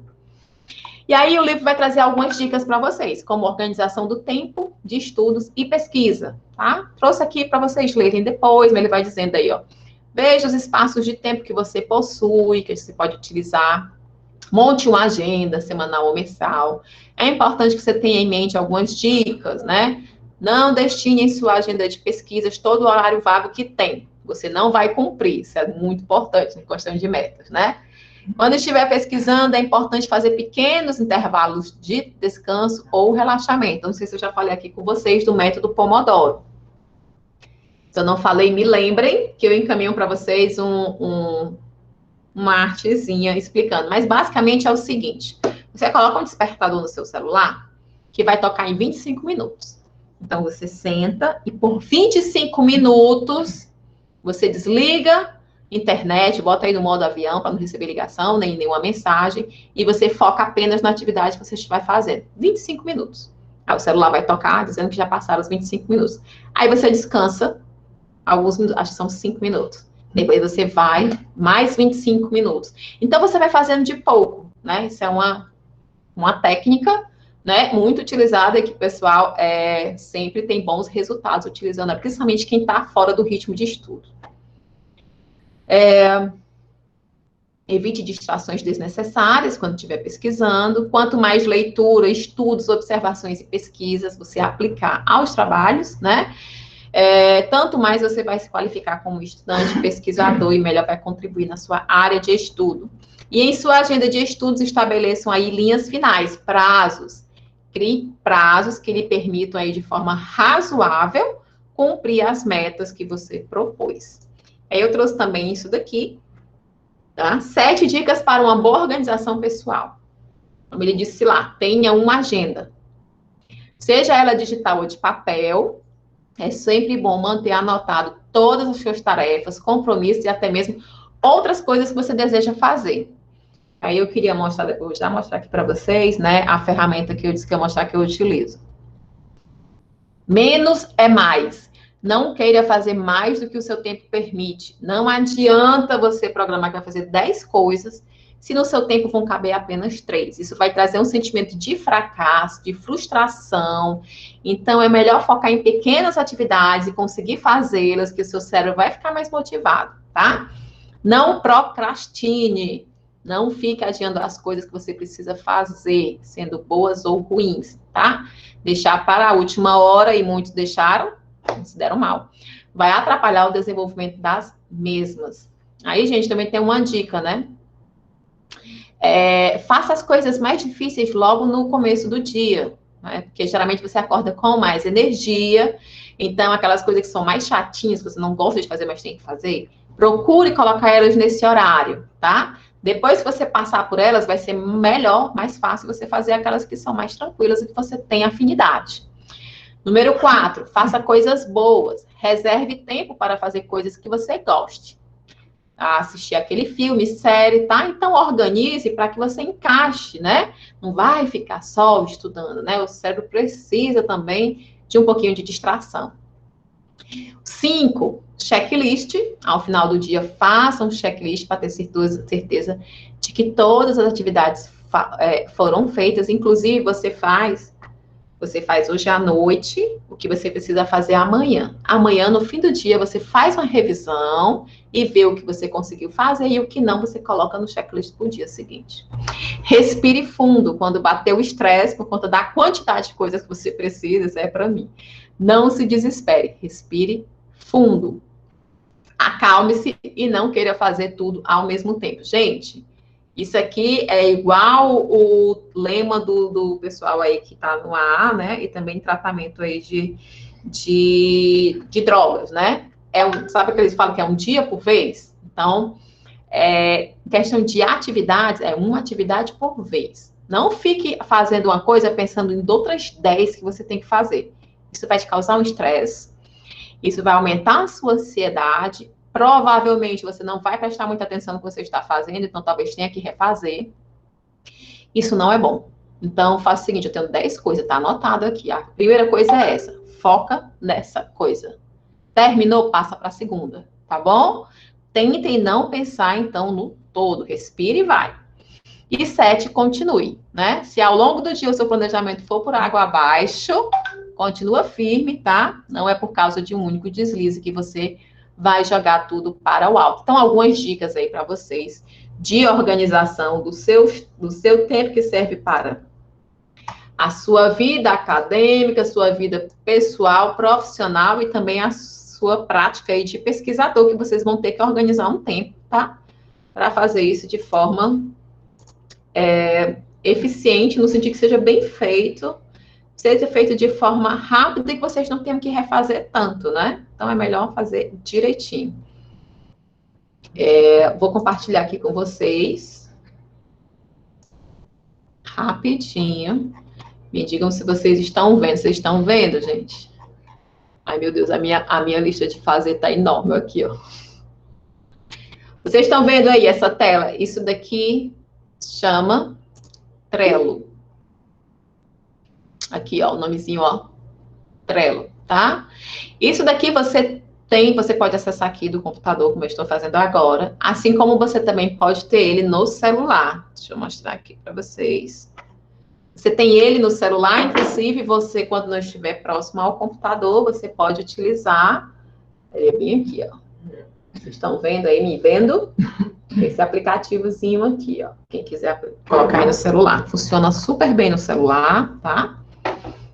E ele é uma ótima ferramenta para você organizar suas atividades, o que você quer fazer depois, para você organizar as suas metas, o que você fez no dia, organizar tudo, tudo. E ele é bem interessante. Vocês veem, o principal são essas três colunas aqui, ó. A fazer, fazendo e feito. Isso aqui chama-se de método Kanban, né? Do, doing, e outra como, eu não lembro agora como é no did, no inglês, né? Fazer, fazendo e feito. Então, aqui você coloca o que tem para fazer. Você pode colocar checklists, por exemplo. Vou mostrar esse aqui, já tá verdinho, ó. É porque ele já foi feito. Tudo isso aqui é data que eu coloco para entrega. Ó, esses aqui estão todos atrasados. Então, veja, você pode incluir aqui checklists. Aqui era um checklist que eu chamei aqui de pauta dessa reunião. Foi no dia 20, às 14 horas.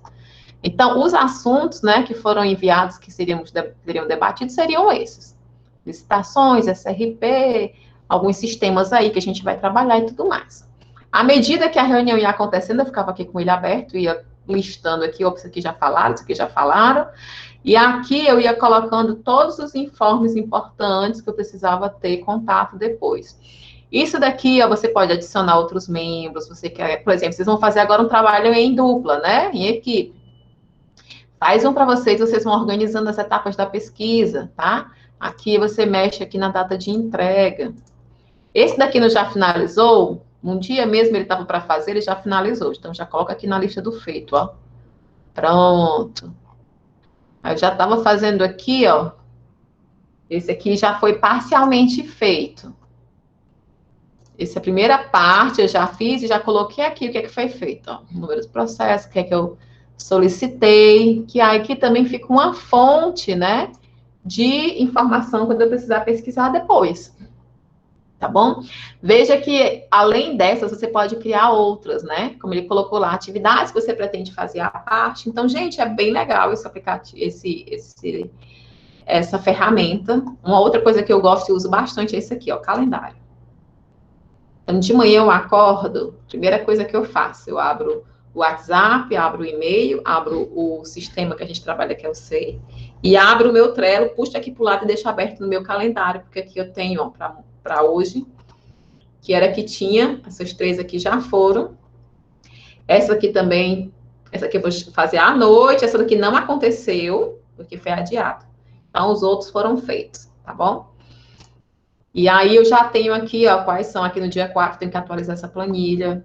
Aqui no dia 9, eu tenho que cobrar a elaboração dessa planilha. Eu já posso fazer. Eu posso puxar esse daqui para outro dia, pro dia 10. Quando eu clicar agora aqui, ó, já tá 10 de setembro. Então, é muito legal isso aqui, tá? Fica aí como dica, o Trello. Ok, voltando. Passando o momento dicas do dia. Voltamos aqui à programação normal com o PowerPoint. Feita essa parte de organização do tempo e tudo mais, temos também a necessidade que vocês organizem o ambiente de estudo, tá, meu povo? Não adianta lá assistindo televisão, o pai conversando com a mãe, aquela zoada, como diz o cearense, né, no meio do mundo, e você tentando estudar, tentando escrever um texto. Meu povo, não vai rolar, não. Escolha um horário. Por exemplo, aqui em casa era muito movimentado, né? Somos em 4, temos 5 gatos e um cachorro, bem carente. Então, quando eu precisava escrever, eu escrevia de madrugada. Para mim, como eu tinha muita coisa para escrever durante o dia, eu não tinha um momento só, né? Eu gostava da madrugada por conta do silêncio. Outras vezes eu ia escrever lá no campus, né? Ficava bem concentrada. Porque perto de televisão, essas coisas, tudo é distração. Então, selecione um ambiente adequado, né? Onde você possa ficar com certo conforto, tá? Não precisa ser algo muito espetacular, mas um momento ali onde você possa ficar mais tranquila, que você possa pensar, raciocinar direitinho. O local também deve oferecer aí, pelo menos nos horários que você for estudar, condições que você se concentre, né? Que você possa direcionar a sua atenção. E aí, gente, para quem tem problema com a casa pequena, muita gente falando, tem aqueles que chamam protetores auriculares, né? Meu marido, quando estudava para concurso, usava muito aquilo. Boa luminosidade, tá? Para que o ambiente fique mais agradável. Ter acesso a um computador, quem pode, tá? Quem não pode, a gente pode ver aí como adequar essa situação. E seria importante destinar um ambiente destes em sua casa, mas uma biblioteca local também pode ser uma solução. Não sei como é que está aí pelas cidades, se tem já a biblioteca aberta. Lá no campus ainda não tem, porque eu acho que são ambientes que aglomeram, né? Então, nesse momento de pandemia, talvez ainda não possa ser uma opção. E eu trago novamente algumas dicas, né? Como aumentar, então, a sua produtividade no trabalho em casa, seja ele qual for. Mesma coisa, faça uma lista diária das tarefas. Desative as notificações do celular, meu povo. Eu só consigo trabalhar, às vezes, quando é algo de muita atenção, quando eu desligo o celular, eu desligo a internet. Eu fico desaparecido. Eu aviso para as pessoas com que eu mais interajo, que eu digo, ó, vou ficar off para poder despachar, depois eu volto. Eu fico no limbo. Só vai se for assim. Desativa as notificações do celular, tenha um local específico, mantenha esse local organizado e use os apps de organização, como esse que eu mostrei para vocês agora, o Trello. O Trello é gratuito, tá, gente? Tem uma versão paga, mas a versão que eu uso não é paga e já supra as minhas necessidades. Aqueles que vocês viram era do que eu utilizo para o Instituto, eu tenho um outro e-mail que ele fica atrelado ao seu e-mail. Tem um outro e-mail meu, que aí eu já uso mais para as atividades pessoais, e da Uniaselv. Tem uma biblioteca particular. Aí, meu povo, tá? Vamos descobrir o que é essa biblioteca. Ele vai dizer que é muito importante, que você tenha algumas obras, tá? Que possam auxiliá-los. Quando utilizamos aí o termo biblioteca particular, né? Não é aquela imagem de uma biblioteca dentro da sua casa, tá? Trata-se, então, de um conjunto de obras que possam servir de referência para o seu curso. Ele vai dizer os tipos de obras que podem ser, mas, gente, hoje em dia, tá? Nós temos a internet.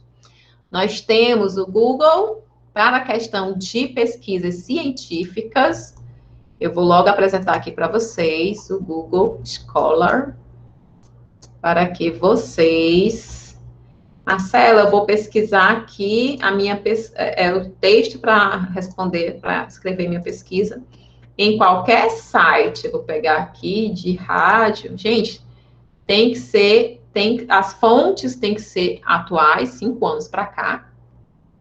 E elas têm que ter, como é que eu digo? Tem que ser boas referências, né? Você não vai aí colocar qualquer coisa como fonte, né, da sua pesquisa, senão ela não vai ter credibilidade. As fontes têm que ter credibilidade, tá? Se você vier aqui, ó, colocar scholar in English, você só colocar isso, você pode dar o ok aí, pesquisar, ele vai te direcionar para cá, ó. Vocês estão vendo? O primeiro resultado que aparece, ó, Google Scholar. Aí você clica nele. Pronto, veja que aparece um outro ambiente de pesquisa, só que esse aqui, o Scholar, ele é destinado para esse tipo de pesquisa, tá bom? Então, por exemplo, eu estava colocando aqui, ó, fake news e conhecimento crítico. Pronto. Todas essas informações aqui são pesquisas, ó. Esse daqui, ó, pós-verdade, a nova guerra contra os fatos em tempo de fake news. Se eu clico, eu não sei se vocês estão vendo aí, mas ele baixou um PDF, tá? De um artigo aqui, acho que vocês não estão visualizando, então, estão. Então, você vai conseguir ter aí acesso a textos confiáveis, né? Fontes confiáveis. Porque as fake news têm espaço nas mídias sociais. Pronto, aqui já é um outro artigo, tá vendo? Um artigo aí com resumo em português, em inglês, artigo submetido em 25 de janeiro de 2020, e a publicação foi em 24/4 deste ano, né, 2020, uma revista aí, Info e Sociedade do Estado de João Pessoa. Tá ok? Então, usem essa ferramenta aqui para pesquisa, tá? O Google Scholar. Clicou aqui e voltou novamente, tá bom? Então, demonstrado isso, vamos terminar os nossos slides. Olha, hoje vamos terminar cedo. Que coisa boa. E caso você esteja com dificuldades em construir o seu projeto de pesquisa, em função aí de você não saber exatamente o que é que você quer pesquisar, aí ele vai trazer algumas sugestões. Uma das maneiras para você encontrar o seu tema de pesquisa é por afinidade, tá? Veja um tema que você estudou nas disciplinas ao longo do semestre, do qual você tenha gostado muito. E então, gostaria de se aprofundar. Então, eu já apresentei para vocês a grade curricular do curso todo, inclusive desse semestre.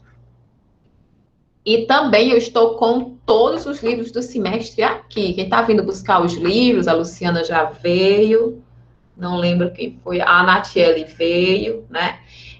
Estão pegando os 4 livros desse semestre. Metodologia científica, métodos quantitativos, economia e ética, política e sociedade. Então, vocês já podem aí dar uma folheada e ver no que é que vocês querem se aprofundar. Tá ok? Você tem vários temas pelos quais se interessa. Bom, nesse caso, sugerimos aí que siga os seguintes passos. Escreva livremente aí de 5 a 10 linhas sobre quais temas aí você mais gostaria de pesquisar, tá? Procurando responder, então, o que nesses temas me desperta interesse, dúvidas e o que me estimula a conhecer mais, tá bom? Qual a importância de cada tema para a minha área de estudos? Qual a contribuição para a sociedade? Isso vai acrescer alguma coisa, né? Qual a contribuição para a minha caminhada enquanto pesquisador? Né? O que é que vai te acrescentar? Porque você não vai pesquisar apenas por pesquisar, né? E aí, gente, a gente finaliza o tópico 6, tá ok? Fiquem com essas dicas, leiam, tá? No momento de desespero, lembrem que não precisa de desespero, que vai dar tudo certo. Vocês não estão sozinhos. E aí eu vou mostrar para vocês, vou tentar mostrar, tá? Para não ficar chato, que é um objeto de estudo, Marcela. Como é que eu vou definir o meu objeto de estudo? Como é que eu vou conseguir delimitar a minha pesquisa? Então, gente, primeiro você tem, como ele falou lá, tem que ler um pouco, né? Saber do que se trata, e daí você vai ver nascer dentro de você alguns questionamentos que vão te levar a uma pergunta. Então, no meu caso foi assim, deixa eu ver aqui onde é que chega. Acho que na qualificação o texto era menor. Até aqui, daqui. Ó, eu começo trazendo algumas indagações. Como foi que eu cheguei, né? E esse negócio de objeto de estudo é muito interessante, porque mesmo a gente lá no mestrado, né? A gente tinha muita dificuldade de compreender o que diabo era esse objeto de estudo. Era muito difícil, tá? Então, eu vou apresentar isso daqui, porque uma das orientadoras que estava na minha banca, né, ela disse, olha, você conseguiu achar o seu objeto de estudo, então como é que nasce? Aí eu vou fazendo algumas considerações, é quase como se fosse assim, sobre o que é que eu quero pesquisar? Eu li, né, eu já vi que eu quero, sei lá, tenho uma afinidade com economia, qual área ali da economia eu tenho mais afinidade, a questão da oferta e da procura, né, como é que isso se movimenta. E aí você vai começando a ler sobre isso e tudo que está envolvido para você começar a escolher o que é que você quer, tá? Então, eu fui colocando o programa, né, caracterizado como uma política compensatória, o recorte de gênero, que se propõe a combater a pobreza e viabilizar o acesso à educação formal das mulheres que estão aí em vulnerabilidade social a partir de quê? De uma qualificação profissional. Então, eu vou descrevendo o que é que me foi apresentado com a política. Isso com a finalidade aí de promover, o povo está indo embora, né? Meu povo segura a onda. De promover empregabilidade, pleno exercício da cidadania, protagonismo feminino, ou seja, você vai descrevendo, né? Aí eu continuo aqui. Em função do programa, em análise. Alguém está com o microfone ligado? Em função do programa em análise, dispor de um método específico, e além disso, ele determina uma abordagem, né? Eu vou descrevendo toda a política. Essa política tem como enfoque alcançar a equidade social a partir da inclusão produtiva das mulheres. Mas como é que é esse cenário do mercado de trabalho? Tudo bem, eu descrevi tudo, por exemplo, a lei da oferta e da pesquisa, né? Aí você descreve, não vamos dizer que seja da oferta, tudo que está envolvido. Mas em que contexto ela está envolvida, essa política, né? Essa lei, né? Qual é o contexto, o que é que influencia, como influencia. Então, à medida que vocês vão fazendo essas perguntas, você chega no final ao que você quer descobrir. Então, você vai trazendo tudo que está envolvido. Eu fui mostrando aqui como era a política que é isso. Então, a lei da oferta e da procura, a lei da oferta, ela diz isso. Mas o ambiente, o mercado de hoje, ele apresenta isso. Né? Eu fui dizendo aqui, no caso, como era o mercado de trabalho, tá? Como é a questão do gênero, nós estamos falando de uma política que traz educação, mercado de trabalho e a questão de gênero. Então, tem que falar sobre tudo isso. Tudo bem, ela propõe tudo isso. Mas como cada uma dessas coisas funciona separadamente, para poder analisar se essa política conseguia atender. Aí eu vou falando aqui do patriarcado, vou falando da questão de gênero, vou falando aqui da crise do capitalismo, que vai mudar o cenário do mercado de trabalho, tá bom? Então, olha, é frequente relacionar que o desemprego feminino esteja atrelado à condição de mulheres pouco qualificadas, a quais são destinados aí salários mais baixos. Então, eu continuo falando, por exemplo, nesse cenário de crise do capital, até mesmo o Estado é capaz de manter o seu significado intacto, né? Transmutando-se de responsável por assegurar o bem-estar social dos cidadãos a um Estado sequestrado pelo mercado, né? Um verdadeiro estado de desamparo social. Então, será que essa política pública ela vai atender mesmo a todos os objetivos? É isso que eu quero trazer, entendeu? Aí vai, para isso, faz imperativo ponderar a importância, aí eu vou colocar o meu amadurecimento acadêmico, né? Esse daqui, gente, vocês não vão escrever assim, tá? Porque só esse daqui já tem, deixa eu ver aqui, 1, 2, 3, 4, 5 páginas. 5 páginas vai ser o trabalho todo de vocês, tá? Mas eu quero que vocês entendam que vocês vão ter que delimitar o que é que vocês querem pesquisar. E como é que vai surgir isso dentro da minha cabeça? É assim. Você vai ler sobre algo. E aí você vai começar a questionar. Isso aqui é interessante. Como será que isso daqui você talvez queira se aprofundar em alguma temática. Aí você vai cavando, entendeu? E aí você vai chegar no seu objeto de estudo, tá? Então, eu coloquei aqui vários questionamentos, porque vocês vão ter, não apenas um, tá? Eu coloquei, com efeito, foi dentro deste debate que surgiram os muitos questionamentos que permeiam esta pesquisa, quais sejam a formação profissional proposta pelo programa com a oferta de cursos de 160 horas é suficiente para capacitar essas mulheres e garantir a sua inserção no mercado de trabalho com qualidade? A metodologia utilizada pelo programa para direcionar a oferta de cursos, que se baseia nas suas histórias de vida, consegue atender às potencialidades de empregabilidade da região? Porque essas mulheres, gente, essas mulheres não tiveram acesso à educação, essas mulheres sofreram violências, elas estão em situação de vulnerabilidade, não tem. Então, como é que eu vou fazer um curso para mudar a vida dessa pessoa, baseado nos conhecimentos que ela já tem? Um pouco que você reforça, tá? Então, era isso que eu queria trazer aqui. E aí o empreendedorismo entre os objetivos do programa traz autonomia ou apenas uma gestão de sobrevivência precarizada? Várias dessas perguntas para chegar na final.